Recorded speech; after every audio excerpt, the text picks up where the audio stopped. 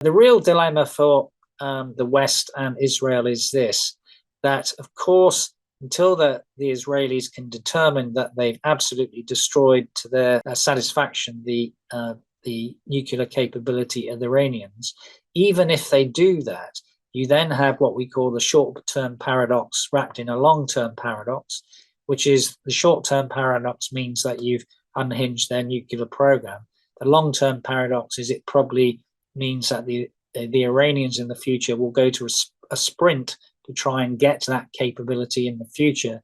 And in that case, you get this sort of sporadic, continuous war, which kind of never ends, the forever war, a series of raids of a certain scale over a number of years, until you have some sort of regime change in probably Iran and they become some sort of liberal democracy in the future. Is this the end of things? No, it's not. It's just the start of things until Israel decides that they have both destroyed the ballistic missile capability of the Iranians and done sufficient damage to the Iranian nuclear program throughout its breadth and depth of targets to ensure that they can't be a problem for Israel in that space for a significant number of years.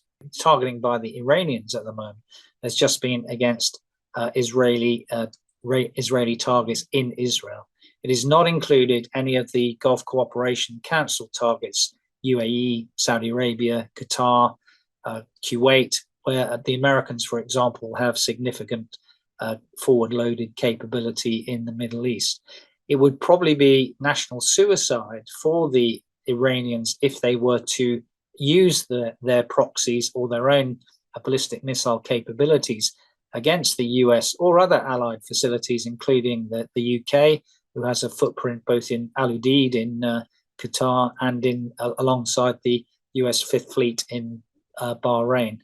That's not to say those things wouldn't happen, but I don't think that will. I think there will be a retaliation over a number of days because the Israelis will keep going until they've negated that capability. But I just don't think the Iranians want a extended war because of that absolute priority of regime survival. And Iran is a fairly fragile state. In 2022, we had the Women Life Freedom movement, and there is a lot of tension in Iran. There are a lot of segments of society who absolutely abhor the Islamic State and would like to see it overthrown. I don't think that is a principal objective of the Israelis. It is absolutely a secondary objective. One of the things to look for in the response internally of the Iranian regime are things like, for example, an internet kill switch. What we've had previously when the Iranian people have been revolting against the regime is things like making sure that social media is absolutely shut down so that people can't spread in the web the message that it's time for us to take to the streets and protest against the regime. Secondly, you often see in these regimes, which again the Iranians did in 2022, a significant number of casualties where they've turned on their own people and shot them.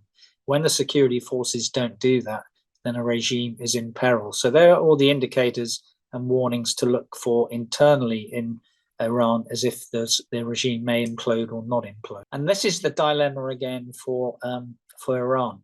If you export 2.1 million barrels of oil a day, and you can't export your own oil because you've mined the Strait of Hormuz, then it's a double-edged weapon. So you've got to be quite clear what you're trying to achieve in victim status.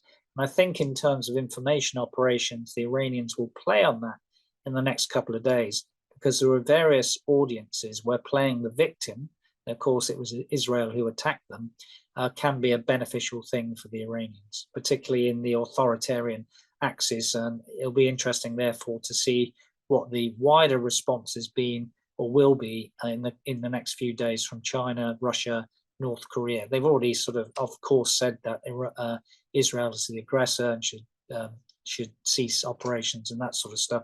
But whether that has any credibility in terms of overt support for the Iranians, I don't think it will, in the same way that, for example, there were large Russian forces which had supported the Assad regime, but when it came to the denouement in Syria, the Russian forces did not help them because they've got enough on their plate in Russia to do with Ukraine, in the same way that China, for example, would make sure that it keeps its powder dry because of its eyes on Taiwan in the next 1 to 3 years.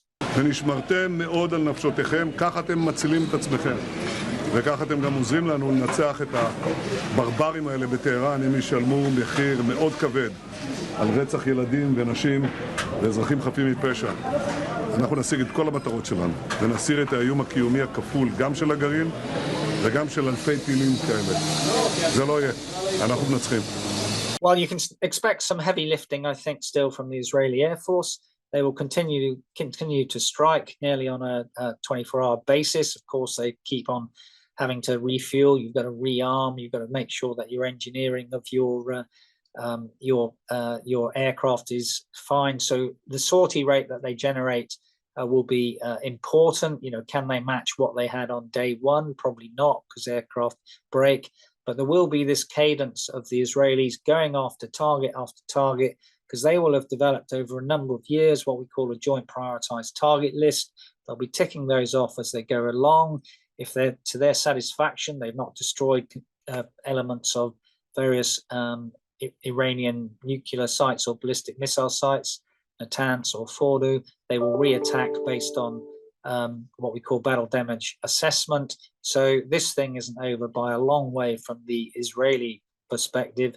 Neither do I think it's over from a Iranian perspective, unless we get to that denouement on the talks between the US and Iran about some sort of agreement about limiting the Iranian nuclear posture in the future. I think that they will be very wary of hitting the US forces. One of the things that President Trump was elected on is the fact that he always said that it's not the wars that we don't start, but it's also the wars we get out of, which are important. And it's a real dilemma for President Trump, because he would split his base. The isolationist movement in America would be absolutely against any form of intervention on behalf of Israel. But if the Iranians did significantly attack US bases, then there would be a force and a movement, including the sort of right wing of the Republican Party. It's the Lindsey Grahams, the war hawks, which would imperil them to do that. Because essentially, we always say in military terms, nothing ever changes. We always quote Thucydides on this, that people only go to war because of either fear, honor, or interest. Normally, you would go to war for vital interest, but if you think your honor has been savaged by another country, and America would if they had significant casualties in the CENTCOM area of operations, which is essentially all the Middle East, they would absolutely retaliate against that.